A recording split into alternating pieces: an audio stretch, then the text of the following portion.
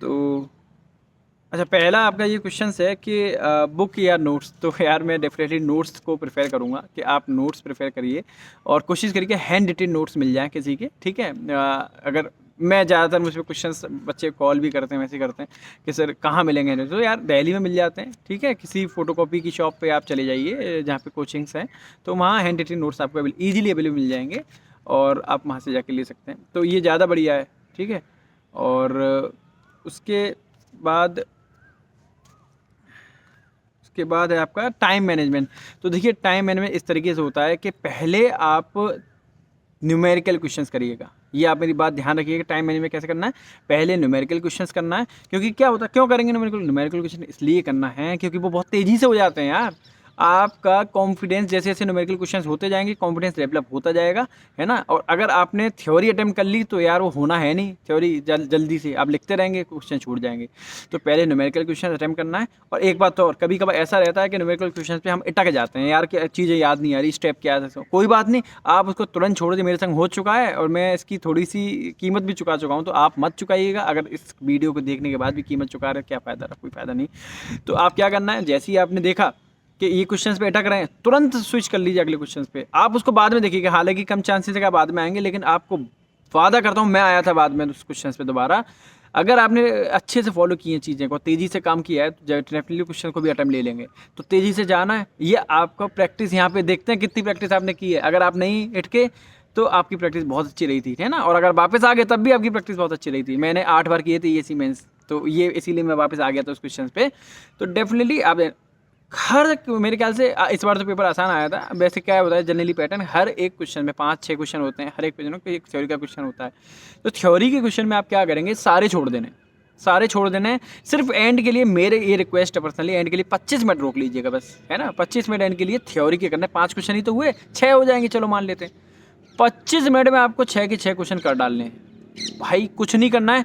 कोई नंबर नहीं मिलने वाले आपको। अगर 15 की थ्योरी है तो आपको मुश्किल से वो 10 ही देगा, आपने बहुत सजा के लिखा है। तो अगर आपने नहीं सजा के लिखा है, एकदम मारिए तेज़ी से चीज़ें, पॉइंट वाइज लिखना है और मारिए, तो आपको 8 मिल जाएंगे। 2 ही नंबर तो गए, लेकिन आपकी इस 2 नंबर की वजह से थ्योरी की न्यूमेरिकल कितने कमा लिए आपने, बहुत ज़्यादा कमाई है ना। तो आपको 25 मिनट के अंदर, 20-30 मिनट के अंदर आपको सारे थ्योरी के क्वेश्चन करने हैं, 6 के 6।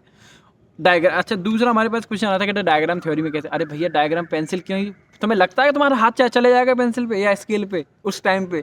यार पानी पीने का तो हाथ जाता नहीं है, पेंसिल और स्केल तो बहुत दूर की बात है। तो पेंसिल तो भूल ही जाओ, पेन से ही बनाना, रफ डायग्राम बनाना है, ठीक है। कोई सजाना नहीं। आप मुझसे, अब मैं अपना एक्सपीरियंस बता रहा हूँ, आपका हाथ जाएगा ही नहीं पेंसिल पे यार, आप कर ही नहीं सकते। कैलकुलेटर पे चला जाता है, यही बहुत बड़ी बात है। इतना कम समय है वहाँ पे। तो आपको क्या करना है, प्रैक्टिस करनी है, वही आपको बचाएगी कम समय से। दूसरा ये डायग्राम रफ बनाना है, पेंसिल से बहुत तेज़ी से बनाना है, बहुत जितना तेज़ी से हाथ चल सके, जितना जो भी याद आ रहा है मार दो।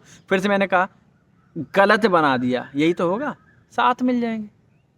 वैसे कितने मिलने वाले हैं, 10 मिल जाएंगे। बहुत ज़्यादा मतलब सजा के आपने 15 मिनट लगा दिए क्वेश्चन में तो 10 मिल गए। ऐसे 10 कमाने से फ़ायदा क्या हुआ।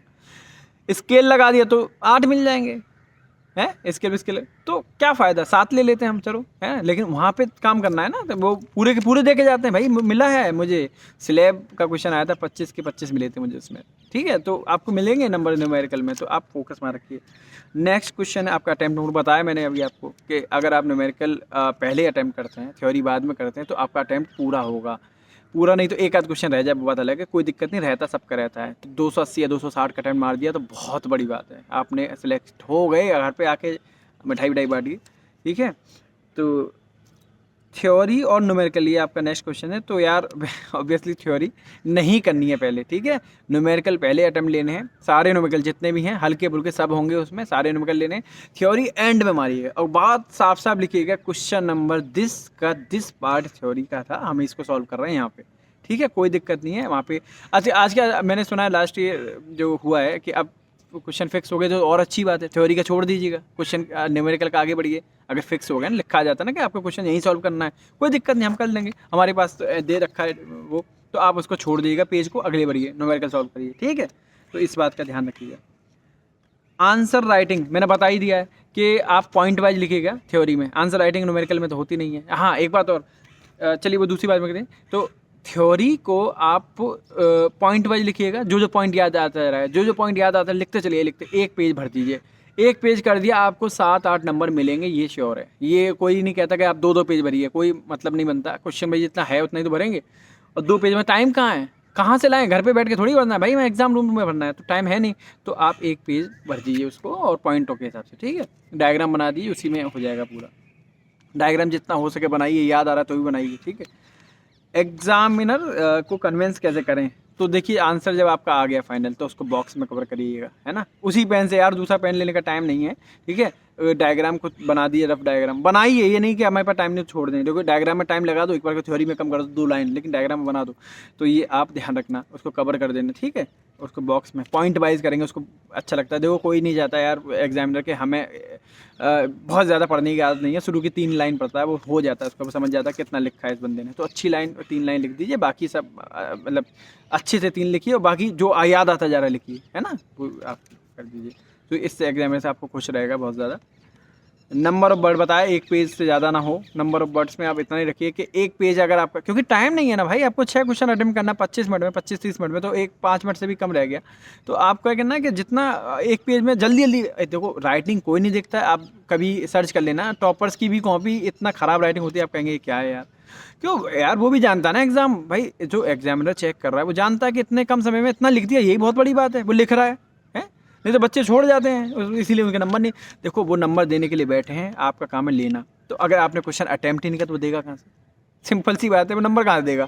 तो अटैम्प्ट तो कीजिए। तो आप एक पेज का कर दीजिए क्वेश्चन, बहुत काफ़ी होगा मेरे ख्याल से, ठीक है। टाइम के हिसाब से बाकी मैनेज करना।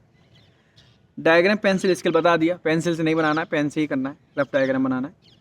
और उसके बाद है सब्जेक्ट सीक्वेंस। देखिए आप रिवीजन, ये दोनों के लिए चीज़ में ध्यान रखना, रिवीजन के लिए वैसे ये क्वेश्चन है सब्जेक्ट सीक्वेंस, हमेशा हल्के क्वेश्चन, हल्के सब्जेक्ट से आप स्टार्ट करिए, जैसे हाइड्रोलॉजी, इरिगेशन, है ना, उसके बाद सर्वे। तो ऐसे करके आप रिवीजन लाइए। एक बात और, जब आप रिवीजन करें तो इनको लिख लीजिए कहीं पे कि हमने आज शुरू किया हाइड्रोलॉजी से, आज नहीं हमेशा रहना चाहिए हाइड्रोलॉजी, उसके बाद इरिगेशन, सर्वे, ये जो भी आपके सब्जेक्ट हैं सारे एंड तक जाने चाहिए। एक बात और, हमारी लाइन इसको मार्क कर लीजिए, ठीक है। अब जो आपने सीक्वेंस सेलेक्ट किया है वही एंड तक चलना चाहिए, ये हमारी बात लिख लीजिए आप कहीं पे, कि जो आपने बिगाड़ा सीक्वेंस, तो देखिए दिमाग एक क्या होता है, दिमाग को आदत हो रही है डिस्पोज करने की चीज़ों को, लेकिन आप बार बार उसी सीक्वेंस में दिमाग में चीज़ डालेंगे तो वो रिटेन करेगा, ये हमारी गारंटी, हमारा एक्सपीरियंस, हमारे दोस्तों का एक्सपीरियंस है। तो आप सीक्वेंस लिख लीजिए, और आप उसी हिसाब से सीक्वेंस के, जैसे मैंने बताया था ना, एक दिन डेली करना है आपको, मतलब डेली आपको रिवाइज करना है, तो इसी तरीके से आप करिएगा धीरे धीरे, कि आप एक सब्जेक्ट आज की अगले, और वही सीक्वेंस में करना है रिवीजन, ठीक है। ये आप हमारी बात याद रखिएगा।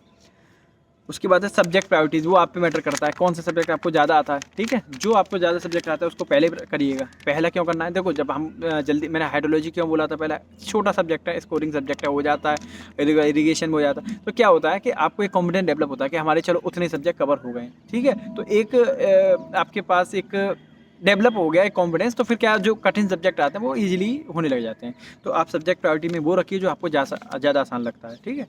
डिप्लोमा स्टूडेंट विदाउट कोचिंग, देखो डिप्लोमा के वाले स्टूडेंट के लिए मैं खास तौर से बताना चाहता हूँ कि कोचिंग यार मेंस में बहुत ज़्यादा मैटर नहीं करे। मेंस में क्या कर लेंगे आप कोचिंग करके? यही तो होगा, वो मेंस के क्वेश्चन करा देंगे वैरायटी के, तो वो आपको मिल तो रहे हैं ईएससी के मेंस में, तो आप उनकी प्रैक्टिस करिए, खूब प्रैक्टिस करिए, वो भी यही काम कराने वाले हैं आपका। कोई ये तो है नहीं आपको सिलेबस पढ़ाने वाले, कुछ नहीं। ईएससी मेंस की या एसएससी जेईई मेंस की कोचिंग ज़्यादा होती नहीं है, आपको वो क्वेश्चन का वेरिएशन कराएंगे, आप वो ईएससी मेंस से कवर कीजिएगा, तो वहाँ पर आपका वो हो जाएगा, कोई दिक्कत वाली बात नहीं। तो कोचिंग का इतना कोई इशू नहीं है, आपका मैटर ये करता है। देखो कोचिंग कितना भी कर ले, कितने लोग हैं जो पहली बार कोचिंग करने में मतलब उसी के साथ साथ निकाल देते हैं, बहुत कम लोग होते हैं, है ना, कि कोचिंग करते करते वो भी रिटेन करते हैं पहले, कोचिंग के बाद भी उनको 6-7 महीने और लग जाते हैं, अगले टाइम में वो निकाल पाते हैं अच्छी रैंक के साथ। तो क्यों निकाल पाए? उसी वक्त क्यों नहीं निकाल पाए? इसलिए क्योंकि उनको रिटेन करना होता है प्रैक्टिस से। उस वक्त वो कोचिंग कर रहे थे, प्रैक्टिस मिली नहीं। तो आप क्या करिए, आपको जब प्री आपने निकाल दिया तो आपको कुछ सब्जेक्ट आता है ना, इसीलिए तो आपने प्री निकाल दिया। तो अभी आप क्या करेंगे, तो अब आपको प्रैक्टिस करनी है, तो आपको कवर हो गया है सिलेबस, प्रैक्टिस रह गई है, तो वो आप इधर कर लीजिए, ठीक है। तो कोचिंग की कोई ज़रूरत नहीं है मेरे हिसाब से। 5 सब्जेक्ट यार ये कैसे क्वेश्चन है? तो ऐसा कुछ नहीं होता, 5 सब्जेक्ट कुछ नहीं है। हाँ इंपॉर्टेंट के लिए कह सकते हो कि soil mechanics, RCC, strength of material, और हाँ ये आपका हाईवे हो गया, ठीक है, इरिगेशन हाइड्रो। यार देखो मेरे हिसाब से कोई भी सब्जेक्ट वो नहीं है, आरसीसी भी बहुत कुछ आ जाता है, तो 5 कहाँ रही, तो सारे ही आ गए। तो एयरपोर्ट रेलवे को छोड़ के एयरपोर्ट में करेक्शन वाला कर लेना, जो रनवे करेक्शन है, ठीक है। बाकी सारे यार इंपॉर्टेंट है, ठीक है। बस ये है कि हाँ, एयरपोर्ट और रेलवे को जब आप कर रहे होंगे उस वक्त ना करके एंड में कर लीजिए, 5-6 दिन के अंदर, है ना, या 10 दिन के अंदर उनको कर लीजिए। बाकी कोई ऐसे कुछ नहीं है, 5 सब्जेक्ट कुछ नहीं होता। तो ये आपके क्वेश्चंस हैं। तो अगर कोई और, मैंने कोशिश की है कि जो मेरे से रिलेटेड क्वेरीज़ हैं या मैंने जो किया था, जो अपनी स्ट्रेटजी मैंने आपको शेयर की, जो मैंने ये सब चीज़ें फॉलो की थी, वही आपको बताई हैं। और बस अच्छे से कीजिए। कोई अगर अभी भी कोई क्वेश्चन आपका रह गया तो आप कमेंट करिए, या फिर जो हमारे गुप्ता जी हैं उनको आप डायरेक्ट मैसेज कर सकते हैं। मैं डेफिनेटली अगली वीडियो में वो भी कवर करने की कोशिश करूँगा। और हाँ, थैंक यू, आपने हमारी पुरानी वीडियो के लिए काफ़ी प्यार दिया, 5 प्रॉब्लम्स ड्यूरिंग स्टडी। तो उसमें काफ़ी क्वेश्चंस आए हैं, तो उसके लिए मैं एक सेपरेट वीडियो बनाऊँगा और वो बहुत जल्दी आएगी। तो वो बेसिक्स होंगे जो प्री या और कॉम्पिटिशन्स के लिए प्रिपरेशन कर रहे हैं बच्चे, उनके लिए है। ये एसएससी जे मेंस के स्टूडेंट्स के लिए थी। उम्मीद करता हूँ आप कुछ इस पे ले पाएंगे। तो थैंक यू और खुश रहिए।